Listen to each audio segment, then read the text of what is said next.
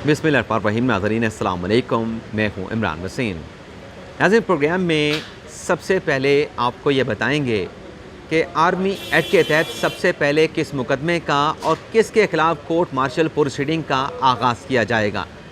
इस बड़ी ख़बर की डिटेल के बाद हमारे प्रोग्राम की जो दीगर अहम ख़बरें हैं, जैसा कि मैंने थंबनेल पे ज़िक्र किया कि आर्मी चीफ सैयद आसिम मुनीर शाह साहब ने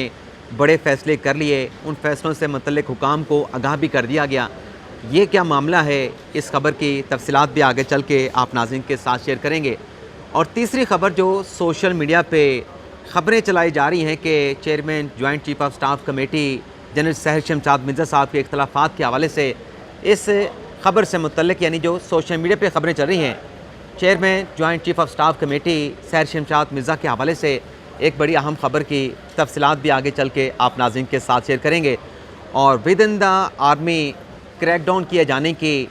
इस्तीफ़ों और कबल वक्त रिटायरमेंट के हवाले से क्या मामला चल रहा है, इस हवाले से भी हमने कुछ सोर्सेज से कन्फर्मेशंस की हैं। जो ख़बरें सोशल मीडिया पे चल रही हैं वो तफसीलात भी आपके साथ हम शेयर करेंगे। तो सबसे पहले किसका कोर्ट मार्शल किया जाएगा।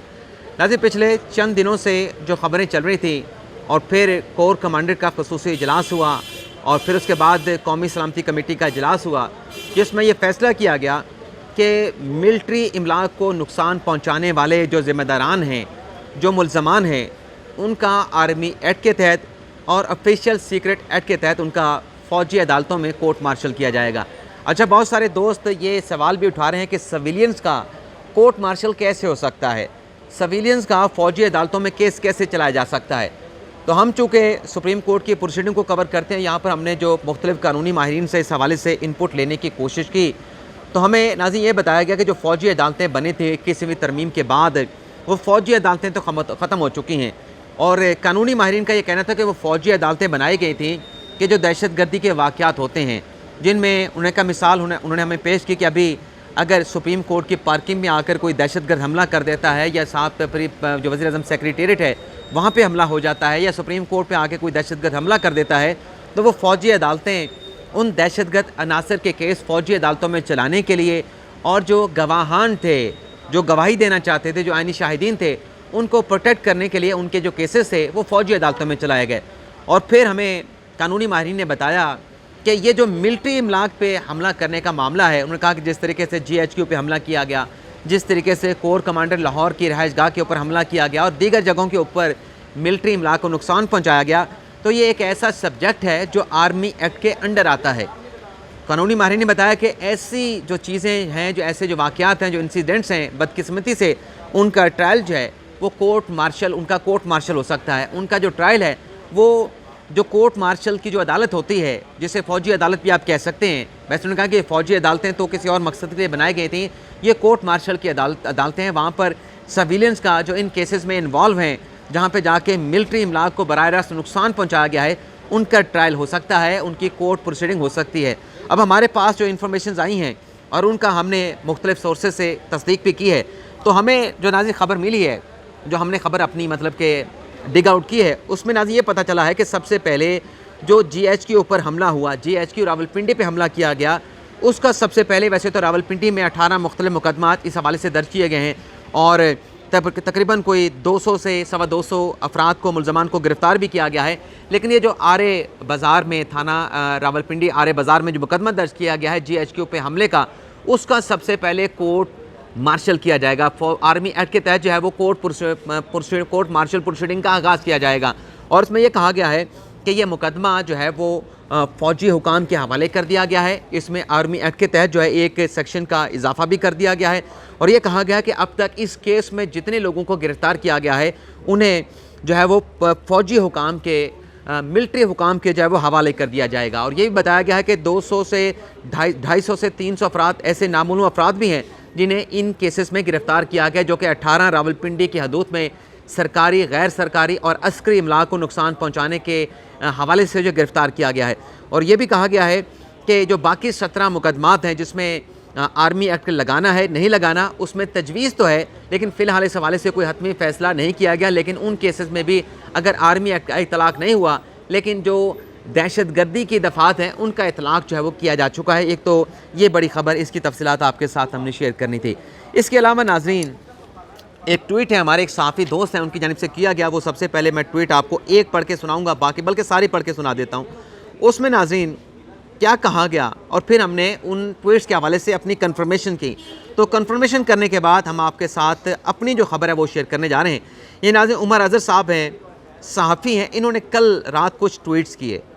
اور ان کا جو پہلا ٹویٹ تھا وہ رات 10:35 پہ کیا گیا، جس کو 1,03,000 لوگ دیکھ چکے ہیں اور 107 ری ٹویٹ ہوئے ہیں، 8 کوڈ ری ٹویٹ ہوئے ہیں، جس میں یہ کہا گیا source privy to the establishment says that the 3 major high level decision took place yesterday, یعنی 3 بڑے فیصلے جو اسٹیبلشمنٹ نے کر لیے ہیں اور یہ کب کیے ہیں؟ جو ہائی لیول ڈیسیژن اپنا these were not discuss at the national security committee, یعنی جو وزیر اعظم کی سربراہی میں نیشنل سیکورٹی کمیٹی کا اجلاس ہوا ان میں یہ 3 فیصلے ڈسکس نہیں کیے گئے۔ ایک فیصلہ یہ ہے کہ جو کور کمانڈر لاہور ہیں لیفٹیننٹ جنرل فیاض سلمان صاحب، ان کا جو رول ہے 9 مئی کے اٹیکس میں، اس حوالے سے ان کا جلد جو ہے وہ کورٹ مارشل 20 سے 25 دن میں اس کا جو ہے وہ آغاز شروع ہو جائے گا۔ اور دوسرا انہوں نے کہا کہ 18 ایسے فوجی افسران ہیں جنہیں کہا گیا ہے کہ آپ استعفے دے دیں، انہیں استعفے دینے کا کہہ دیا گیا، اور 12 ایسے پولیس کے اپنا آرمی کے آفیسرز ہیں جنہیں ارلی ریٹائرمنٹ جو ہے یعنی ان کی قبل از وقت ریٹائرمنٹ جو ہے وہ کر دی جائے گی، یہ بھی احکامات جاری کر دیے گئے ہیں۔ اور تیسرا انہوں نے بتایا کہ فوج میں اس بات میں کنسنسس ہے کہ عمران خان کا جو ہے وہ آرمی ایکٹ کے تحت جو ہے وہ فوجی عدالت میں کورٹ مارشل ہوگا اور انہیں سخت سے سخت سزا جو ہے وہ دلوائی جائے گی۔ اب یہ سزا عمران خان صاحب کو ہونا یا ان کا کورٹ مارشل ہونا یہ تو ڈیپینڈ کرے گا شواہد کی بنیاد کے اوپر کہ خان صاحب کا اگر کورٹ مارشل ہوتا ہے تو ان کے خلاف کتنے مضبوط شواہد جو ہیں وہ فوجی عدالت میں پیش کیے جاتے ہیں، اور پھر وہ جو فیصلہ ہوگا فوجی عدالت کا وہ سبجیکٹ ٹو ہائی کورٹ یا سپریم کورٹ ہوگا۔ لیکن اس خبر کے حوالے سے ناظرین یہ جو جن افسران کی بات کی گئی، ہم نے اپنے سورسز سے پوچھا کہ یہ ٹویٹس کس حد تک درست ہیں، اس میں جو انفارمیشن دی گئی ہیں وہ کتنی مصدقہ ہیں، کتنی اس میں حقیقت ہے، صداقت ہے، تو ہمیں بتایا گیا کہ کافی حد تک یہ تمام باتیں جو ان ٹویٹس میں لکھی گئی ہیں یہ بالکل درست ہیں، لیکن ساتھ میں جو اس میں ایک موڈیفیکیشن کہہ لیں یا اس میں کہہ لیں کہ کلیریفیکیشن اس میں یہ کی گئی کہ جو 18 فوجی افسران کے استعفوں کی بات کی گئی ہے اور 12 افسران کے قبل از وقت ریٹائرمنٹ کی بات کی گئی ہے، تو اس میں کہا کہ اس میں ایسے بھی افسران شامل ہیں جو ایک سائبر سیکیورٹی کے حوالے سے کچھ کوڈ آف کنڈکٹ بنایا گیا تھا، جو موبائل فون واٹس ایپ کے استعمال کے حوالے سے اور واٹس ایپ گروپ کے حوالے سے جو کوڈ آف کنڈکٹ یا SOPs بنائے گئے تھے اور اس کی جو وائلیشن کی گئی ہے، جو موبائل فون کا استعمال کیا گیا ہے ڈیوٹی کے دوران یا جو پرسنل گیجٹس کا استعمال کیا گیا ہے، ان میں ایسے لوگ بھی شامل ہیں جنہوں نے ان SOPs کی، ان کوڈ آف کنڈکٹ کی خلاف ورزی کی ہے۔ ان کا یعنی وہ کہہ رہے تھے ہمارے سورسز جو ہیں ان کا 9 مئی کے ساتھ واقعات کے ساتھ تعلق نہیں تھا، تو اس میں ایسے لوگ بھی شامل ہیں۔ باقی جو انفارمیشن میں نے آپ کے ساتھ شیئر کی ہے ان سے متعلق ہمیں یہ کہا گیا ہے کہ یہ انفارمیشن جو عمر اظہر صاحب نے دی ہے یہ بالکل درست ہے، لیکن اس میں کچھ اور چیزیں بھی تھیں جو سوشل میڈیا کے اوپر خبریں چلائی گئیں کہ جو chairman joint chief of staff committee ہیں سیر شمشاد مرزا صاحب، ان کے کوئی اختلافات ہیں یا وہ جو ہے وہ بالکل ان کا لائزون نہیں ہے، وہ پوری طرح الائن نہیں ہے آرمی چیف سید عاصم منیر شاہ صاحب کے ساتھ، تو اس پر ہم نے پھر مختلف اور سورس کے ساتھ رابطہ کیا تو ہمیں یہ پتہ چلا کہ یہ جو چند دن پہلے آرمی چیف کی وزیر اعظم کے ساتھ ملاقات ہوئی، اس ملاقات میں سیر شمشاد مرزا صاحب جو کہ chairman joint chief of staff committee ہیں وہ بھی موجود تھے۔ انہوں نے کہا کہ وہ کیا میسج دیا گیا اس ملاقات کا کہ اس میں سیر شمشاد مرزا صاحب نے بھی وزیر اعظم کے ساتھ ملاقات کی، تو پھر ہم نے پوچھا بھئی کیا میسج دیا گیا، تو انہوں نے کہا کہ جب 9 مئی کے واقعات ہوئے، انہوں نے کہا کہ اس وقت جو آرمی چیف عاصم منیر شاہ صاحب تھے وہ پاکستان میں نہیں تھے، وہ بیرون ملک تھے، وہ بعد میں واپس آئے، 9 مئی کے بعد وہ پاکستان میں واپس آئے۔ اور ویسے آپ کو یہ بتائیں کہ ہمیں نے پچھلے چند دنوں سے یہ نوٹ کیا جو خبریں یہ جو ملٹری کورٹ کے حوالے سے، کورٹ مارشل کے حوالے سے چل رہی ہیں، اس میں جو بار بار ایک سٹیٹمنٹ ICPR کا آ رہا ہے یا آرمی چیف کا سٹیٹمنٹ آ رہا ہے کہ یہ جو 9 مئی کے واقعات کے جو ملزمان ہیں جنہوں نے شہداء کی یادگاروں کو نقصان پہنچایا، ملٹری املاک کے اوپر حملہ کیا، وہاں پہ جلاؤ گرا کیا، ان کے ساتھ کسی قسم کی رعایت نہیں برتی جائے گی، جو ملکی قوانین ہیں ان کے مطابق ان کو ڈیل کیا جائے گا۔ یہ جو اسٹیٹمنٹ چلتے ہیں اور اس کے ساتھ جو آرمی چیف سید عاصم منیر شاہ صاحب کی جو فوٹیجز چلتی ہے مختلف میٹنگز کے حوالے سے، مختلف ملاقاتوں کے حوالے سے، آپ یہ دیکھیں گے کہ عاصم منیر شاہ صاحب 9 مئی کے واقعات کے حوالے سے آپ کو بڑے ان کی باڈی لینگویج بڑی ایگریسو دکھائی دے گی، بلکہ ان کے چہرے سے ایسے لگتا ہے کہ وہ بڑے شدید جو ہے وہ برہم ہیں ان واقعات کے حوالے سے، اور ان واقعات کو لے کے ان کی باڈی لینگویج یہ بتاتی ہے، ان کے چہرے کے جیسے بتاتے ہیں کہ کسی کے ساتھ کسی قسم کا کنسیشن جو ہے وہ نہیں جو ہے وہ برتا جائے گا۔ اب یہ جو خبریں چلیں کہ سیر شمشاد مرزا صاحب الائن نہیں ہے، ان کے اختلافات موجود ہیں، ایک تو ہمیں ذرا نے بتایا کہ اس ملاقات کا مقصد یہ تھا کہ میسج دینا تھا کہ کوئی اختلاف نہیں ہے، اور پھر ہمیں ذرائع نے ایک بڑی اہم خبر شیئر کی، وہ بھی آپ کے ساتھ شیئر کر لیتے ہیں کہ 9 مئی کے بعد جب یہ سب واقعات ہو رہے تھے مختلف ملٹری کی تنصیبات کے حوالے سے، GHQ کے حوالے سے یا کور کمانڈر اجلاس کے ہاؤس کے حوالے سے، لاہور کے حوالے سے، تو جو چیف آف جنرل سٹاف ہیں جو کہ آرمی چیف کے نیچے ہوتے ہیں، تمام معاملات کو دیکھ رہے ہوتے ہیں اور پھر ان حوالے سے آگاہ کرتے ہیں، بریفنگ دیتے ہیں، جو چیزیں آتی ہیں وہ آرمی چیف کو بتاتے ہیں۔ تو کچھ افسران تھے جو کہ اپنا چیف آف جنرل سٹاف سے زیادہ سینئر تھے، تو وہاں سے جب ان کو احکامات دیے گئے چیف آف جنرل سٹاف کی طرف سے، تو وہاں سے اس طرح کا رسپانڈ نہیں آیا۔ تو جب رسپانس نہیں آیا تو پھر بتایا گیا ہمیں ذرائع کی طرف سے کہ پھر آرمی چیف نہیں تھے، تو پھر joint chief of staff committee جو تھے جنرل ساحر شمشاد مرزا صاحب،